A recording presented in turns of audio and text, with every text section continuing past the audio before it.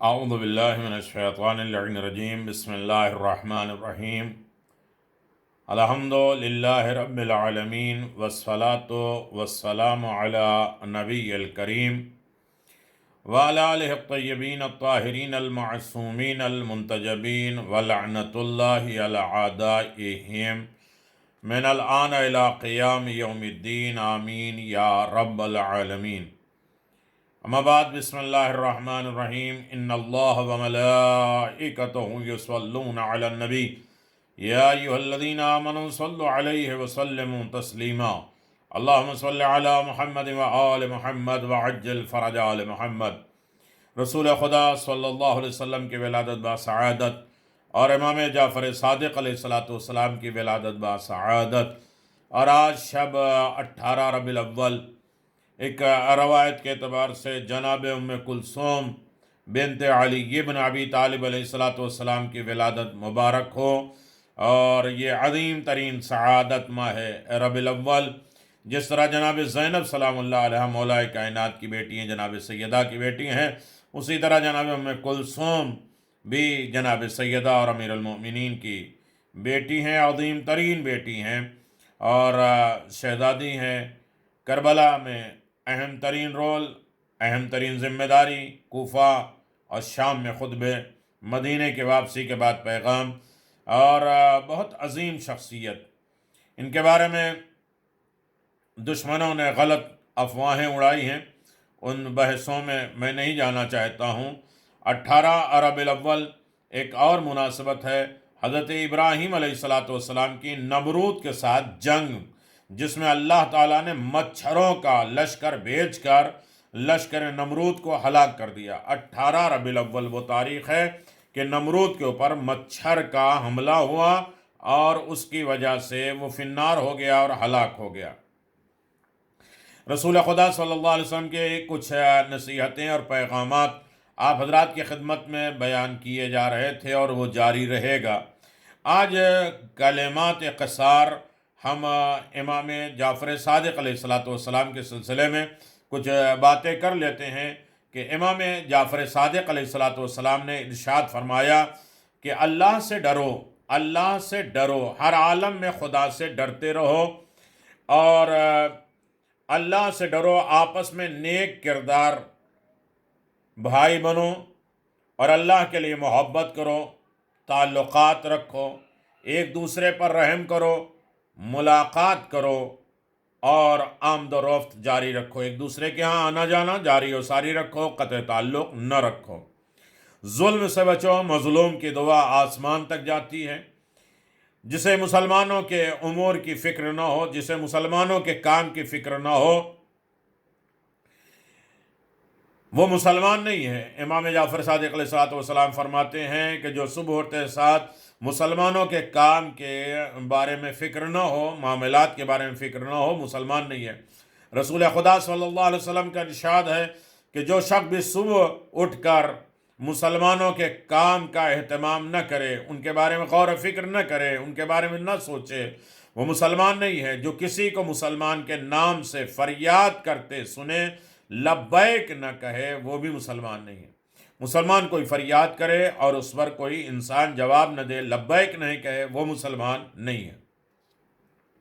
اللہ کی نظر میں محبوب صدقہ، پسندیدہ صدقہ، اچھا صدقہ، لوگوں کے درمیان میں اصلاح کرنا، صلح صفائی کرنا، گمراہی سے نجات دلا دینا، ایک دوسرے کی اصلاح، نیکو کی طرف متوجہ کرنا، اور ان کی باہمی دوری کو قربت سے بدل دینا ہے۔ خدا نخواستہ دو مومن کے درمیان اختلاف ہو تو اچھا انسان اس کے درمیان میں اصلاح کرائے اور نیکی کرائے، اور دونوں کے درمیان میں غیب جو دوریاں ہیں وہ دور کر کے قربت پیدا کر دے۔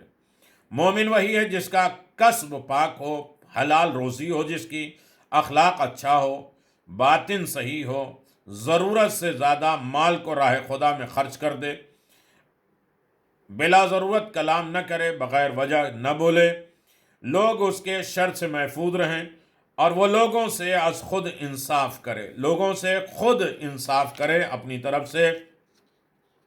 مومن وہ ہے جو ہر ایک کی مدد کرے، اپنا خرچ کم رکھے، معاش کی اچھی تدبیر کرے، اچھی نوکری، اچھی جاب، اچھی روزی روٹی کمانے کی کوشش کرے، اور ایک جگہ سے 2 مرتبہ دھوکہ نہ کھائے۔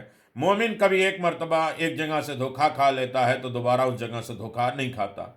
اپنے کام اللہ کے لیے کرو، لوگوں کے لیے نہیں کرو۔ اس کے لیے جو اللہ کے لیے ہوتا ہے وہ اللہ تک پہنچتا ہے، اور جو بندوں کے لیے ہوتا ہے وہ اسی تک پہنچتا ہے۔ امام نے فرمایا ریاست کے شوقین لوگوں سے بچو، جو جاؤ حشم، حکومت، تخت و تاج، ہمیشہ عہدہ، منصب تلاش کرے، ان سے بچو، اس لیے کہ جس کے پیچھے 4 آدمی چلیں وہ خود بھی ہلاک ہوگا اور دوسرے کو بھی تباہ کر دے گا۔ ہم سوچتے ہیں ہمارے سامنے پارٹی ہو، گروہ ہو، ہمارے سلوٹ مارنے والا ہو، آہو بھگت کرنے والا ہو، اور اس طرح سے میری خدمت کرنے والا ہو اور میرے تمام معاملات میں حل کرنے والا ہو، وہ ہلاک ہونے والا ہے اور خود بھی تباہ برباد ہوگا۔ کسی عقل مند یا بے وقوف سے جھگڑا نہ کرو، کیونکہ عقل مند تم سے نفرت کرے گا اور بے وقوف تم کو اذیت پہنچائے گا۔ یہ بہت بڑی بڑی باتیں ہیں، بظاہر چھوٹی سی حدیث ہے، لیکن پوری زندگی گزارنے کے لیے ایک اہم ترین رول ہے۔ ایسے دنوں میں انسان ائمہ معصومین کی بتائی ہوئی باتوں پر عمل کرے تاکہ گھر، خاندان، قوم، قبیلہ اور سب آباد ہو سکے۔ خصومت سے بچو، کسی کے چاپلوسی سے بچو، مکھن بازی سے بچو، یہ دل کو مشغول کر لیتی ہے، بس اسی میں لگے رہو گے، اور کردار میں نفاق پیدا کر دیتی ہے۔ جو عداوت کو بیج بوئے گا اسے وہی کاٹنا پڑے گا، جو اپنے نفس پر قابو نہیں رکھے گا اسے عقل بھی قابو نہیں کر سکتی۔ غصے سے بدتر کوئی شے نہیں ہے۔ غضبناک انسان کو غصہ، غضبناک آدمی نفس محترم کو قتل کر دیتا ہے اور آبرو کو عیبدار بنا دیتا ہے، اپنی عزت آبرو کو عیبدار بنا دیتا ہے۔ یقیناً جس نے بے وقوف کا جواب بے وقوفی سے دیا، ہم کہتے ہیں اینٹ کا جواب پتھر سے، امام کیا کہتے ہیں؟ جس نے بے وقوفی کا جواب بے وقوفی سے دیا، اس نے اپنے لیے وہی پسند کیا جو دوسرا کر رہا ہے، خود گدھا بھی بن گیا جو دوسرا گدھا تھا۔ جو ظالم کو ظلم میں معذور سمجھے گا، اللہ اس پر ظالم کو مسلط کرے گا۔ جو ظالم کو ظلم پر معذور سمجھے گا، یہ تو ظلم ہی کرے گا، تو اللہ اس پر ظالم کو مسلط کرے گا، پھر نہ اس کی دعا قبول ہوگی، نہ اسے مظلومیت کا کوئی اجر ملے گا۔ امام علیہ الصلوۃ والسلام فرماتے ہیں اپنی خواہش سے اس طرح ڈرو، اپنی چاہت، اپنی خواہش سے اس طرح ڈرو جیسے اپنے دشمن سے ڈرتے ہو، اس لیے کہ انسان کا سب سے بڑا دشمن اس کا نفس ہے اور اس کی زبان ہے۔ ہمارا نفس، ہماری خواہشات ہمارے سب سے بڑے دشمن، ہماری زبان سب سے بڑا دشمن ہمارے۔ بد اخلاق آدمی اپنے کو خود عذاب میں مبتلا کر دیتا ہے۔ بد اخلاقی بہت بری چیز ہے۔ اخلاق کا کردار، اس لیے کہ پیغمبر اسلام کہتے ہیں بعثت لأتمم مکارم الاخلاق، اللہ نے ہمیں اخلاق کی تعلیم دینے کے لیے بھیجا ہے۔ ہمارے تمام ائمہ معصومین با اخلاق ہیں، اخلاق کی تعلیم دینے کے لیے۔ اخلاق ہر چیز کو منہ کر سکتی، ہر چیز کو کنٹرول کر سکتی، ہر مشکل پریشانی کو ختم کر سکتی ہے۔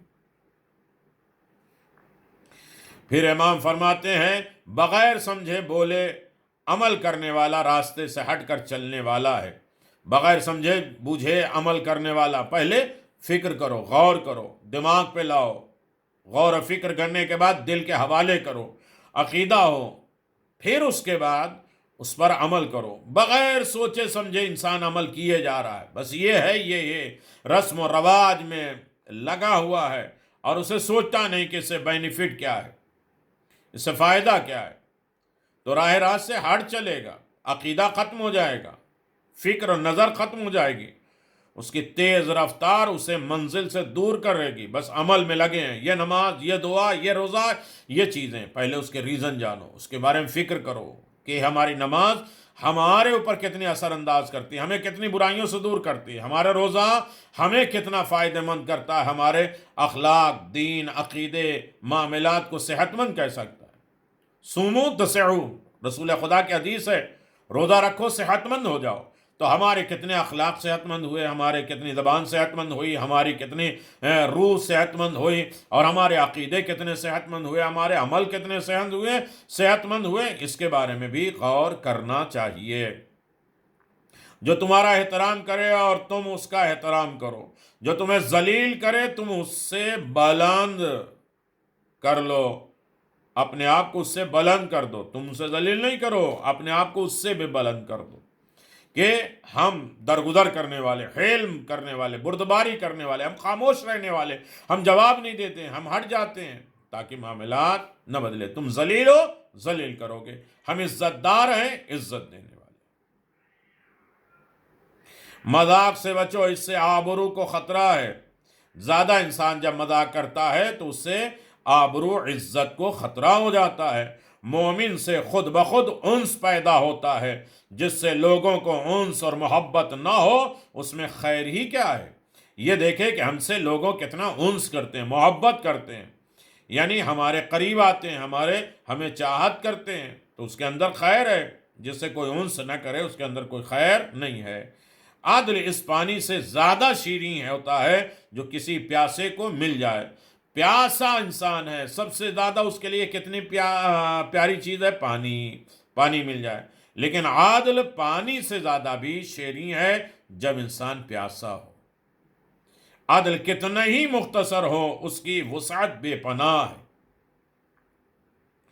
جس نے لوگوں سے ہاتھ کھینچ لیا اس نے ایک ہاتھ کھینچا اور اس سے بہت سے ہاتھ کھینچ لیا. ہم نے کسی کی مدد نہیں کی، ایک آدمی کی مدد نہیں کی، تو ایک ہاتھ تم نے ہٹایا، لیکن کتنے ہاتھ تمہاری طرف مدد کے لیے آ رہے تھے، تم نے اس کو روک دیا. لہذا ایک کی کم از کم مدد کرو تاکہ بہت سے ہاتھ تمہاری ہیلپ اور مدد کر سکے. جس کے پاس عقل ہے اس کے پاس دین بھی ہے، اور جس کے پاس دین ہے وہ جنتی ہے.